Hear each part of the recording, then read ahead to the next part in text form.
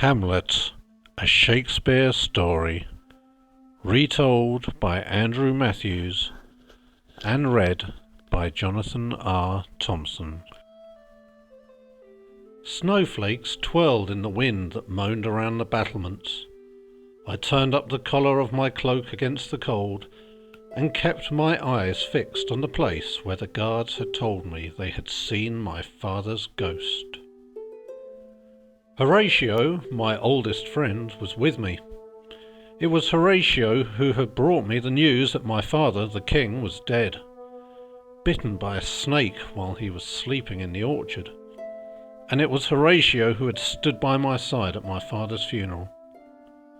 Something in me died too that day and was sealed up in the royal tomb with my father. My grief was so great that it sucked the light and joy out of everything. From the courtyard below came the sound of drunken laughter. "Someone is still celebrating the marriage of your mother and your uncle," Horatio said. He meant it as a joke, but the joke raised more black thoughts in my mind. "How could she marry so soon after the funeral?" I said. "How could she forget my father so quickly?" "You should be happy for her, my Lord Hamlet," said Horatio. "She has found new happiness in the midst of sorrow, and your uncle Claudius will rule Denmark wisely until you come of age." I laughed bitterly. I had seen cunning in Claudius's face, but no wisdom. I was about to say so when midnight began to ring out from the turret above our heads. And as the last stroke throbbed through the air, the darkness and the falling snow shaped themselves into the spirit of my father beckoning to me. Horatio gasped out a warning, but I paid no attention. I ran through the dancing flakes, my heart beating so fast that I thought it would burst. The ghost was dressed in armour, a circlet of gold gleaming against the black iron of its helm. Its face was my father's face, but twisted in agony, its eyes burning like cold blue flames. Its voice was a groan of despair that sent shudders down my backbone. "Hamlet, my son, my spirit cannot find rest until my murder has been avenged." "Murder?" I cried. "The serpent who stung me in the orchard was my brother Claudius," said the ghost. "As I lay asleep, it was he who crept to my side and poured poison in my ear. Claudius took my life, my throne, and now my wife. Avenge me, Hamlet!" Before I could say more, the ghost faded into snowy blackness, and the echoes of its voice became the whistling of the wind. My mind reeled. Had I really spoken to the ghost of my father? Or was it a devil from hell, sent to trick me into doing evil? I had suspected that Claudius might have had something to do with my father's death, but could I trust the word of a vision from beyond the grave? How could I be sure of the truth? How could I, the Prince of Denmark, not yet 20 years old, avenge the death of a king? I turned and stumbled back to Horatio. His face was grey, and he quivered with fear. "Such sights are enough to drive a man mad," he whispered. I laughed then, long and hard, because Horatio had unwittingly provided me with an answer. Who could have more freedom than a mad prince? If I pretended to be mad, I could say whatever I wished and search for the truth without arousing Claudius's suspicion. And so my plan took shape. I wore nothing but black. I wandered through the castle, weeping and sighing, seeking out shadowy places to brood. If anyone spoke to me, I answered with the first wild nonsense that came into my head, and all the time I watched Claudius, looking for the slightest sign of guilt. I cut myself off from all friends, except Horatio. I told him everything, for I knew he was the only one I could trust.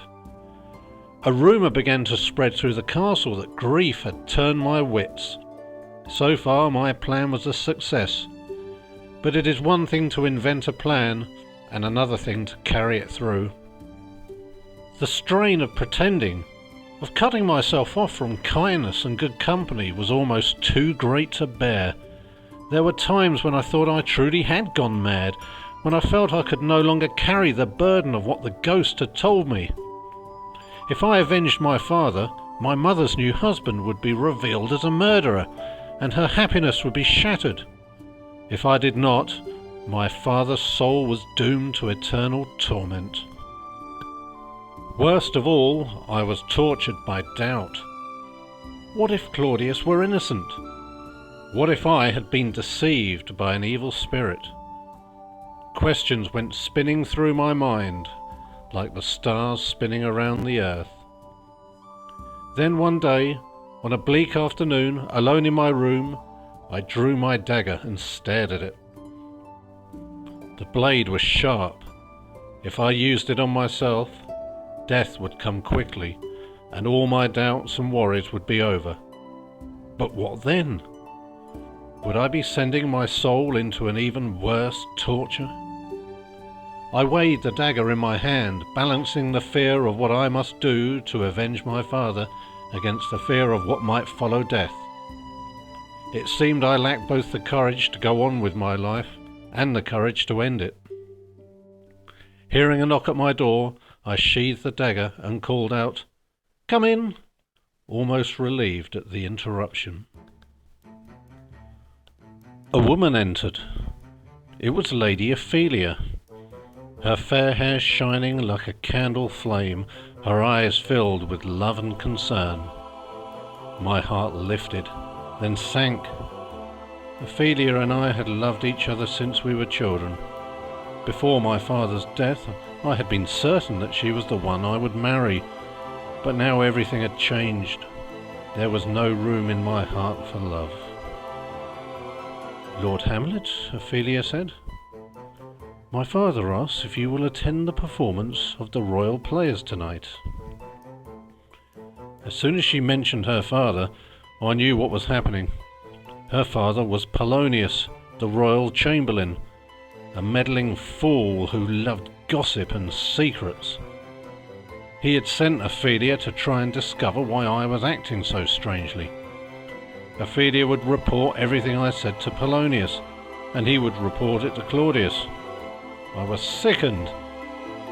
The castle of Elsinore was a place where brothers murdered brothers, wives forgot their husbands, and fathers used their daughters as spies. I laughed carelessly to hide the ache I felt when I looked at Ophelia's beautiful face. "Tell Lord Polonius that I shall be at the play," I said. Ophelia turned her head, and I saw a tear fall across her cheek. "My lord," she murmured, "why do you never look at me the way you used to? There was a time when I believed you loved me and wished us to marry, but now you seem so cold." I longed to tell her how much I loved her, and that my coldness was nothing more than acting, but I did not dare. "You marry me?" I said roughly. "Marry no one, Ophelia. Wives and husbands are all cheats and liars.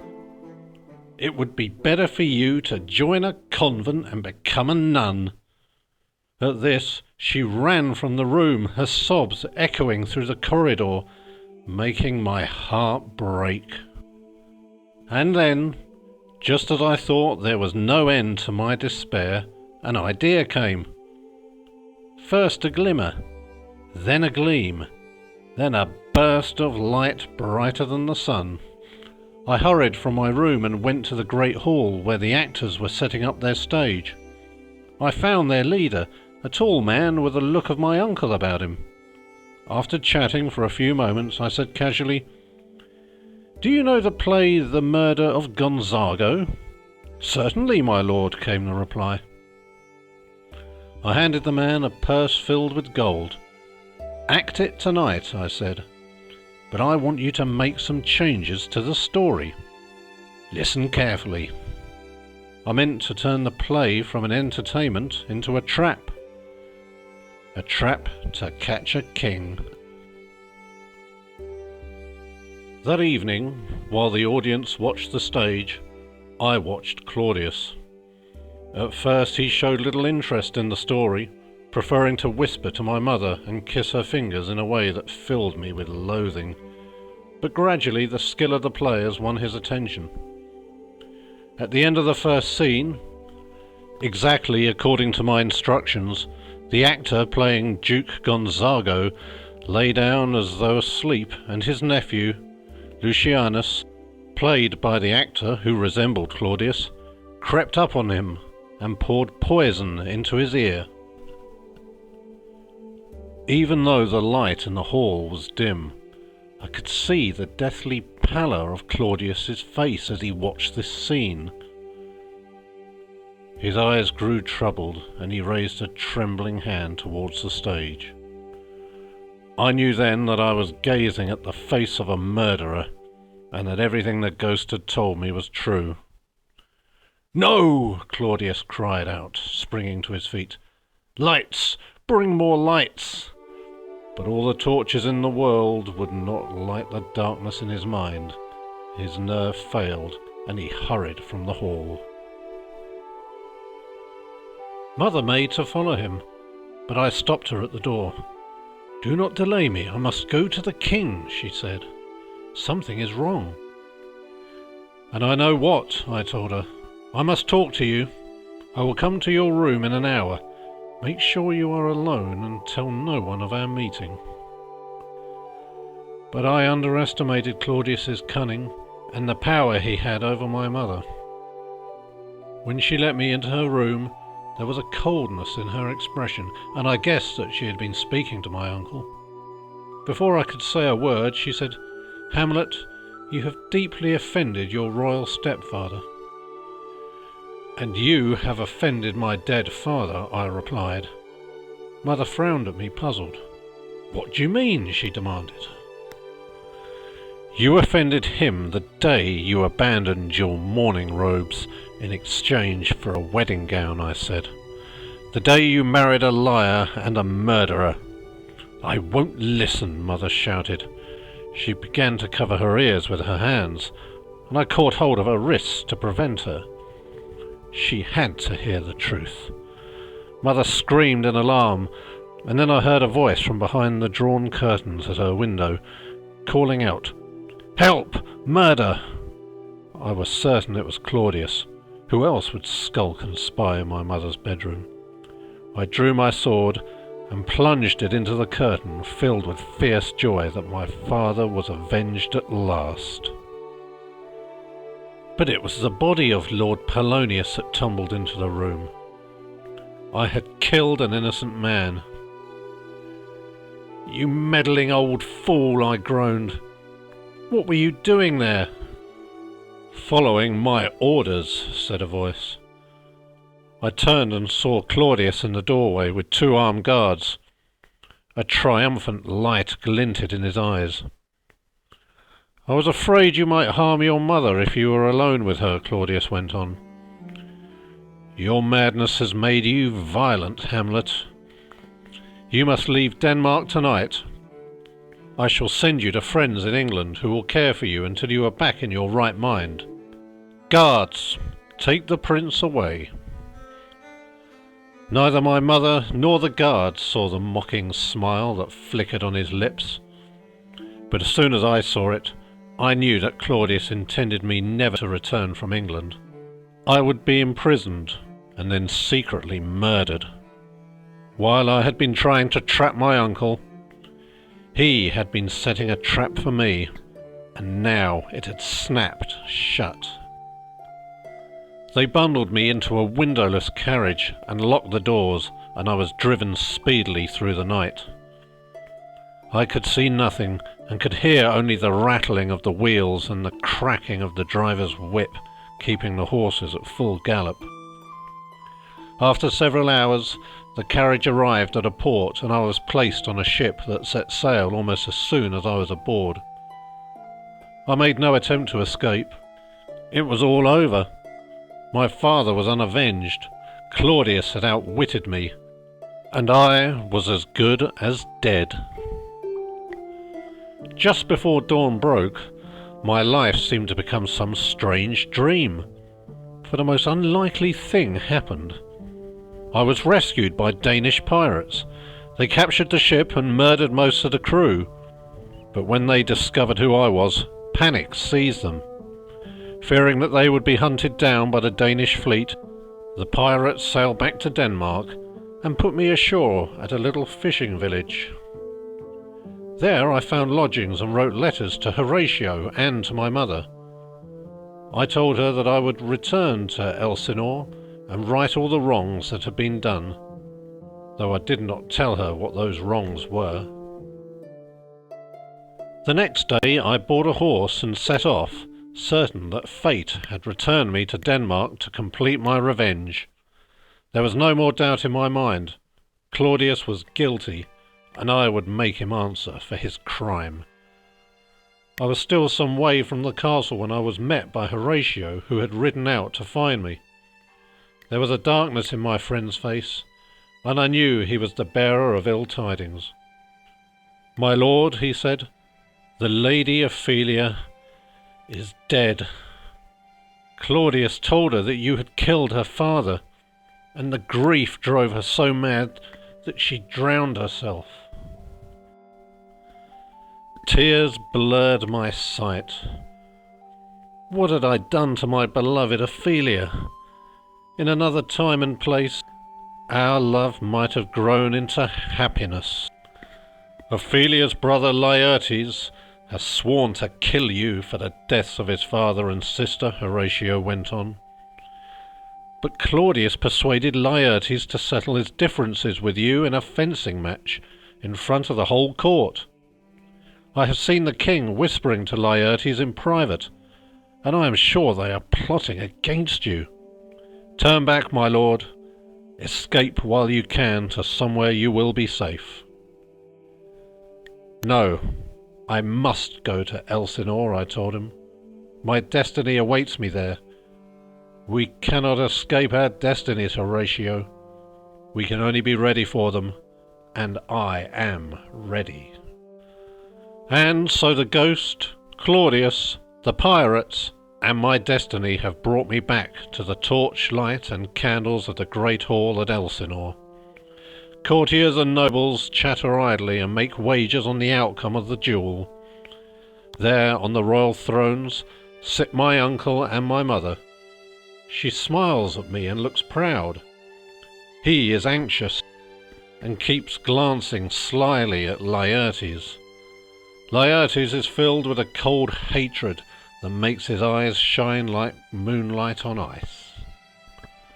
Horatio takes my cloak and hands me a rapier. His face is pale and worried. He leans close and whispers, "Have a care, my lord. There is death in Laertes' look." I smile. Death is everywhere in the castle of Elsinore tonight, and I can feel my father's spirit hovering over me. Claudius raises his right arm. "Let the contest begin," he commands. The blades of our rapiers snick and squeal. Our shadows, made huge and menacing by the torches, flicker on the walls as we duck and dodge.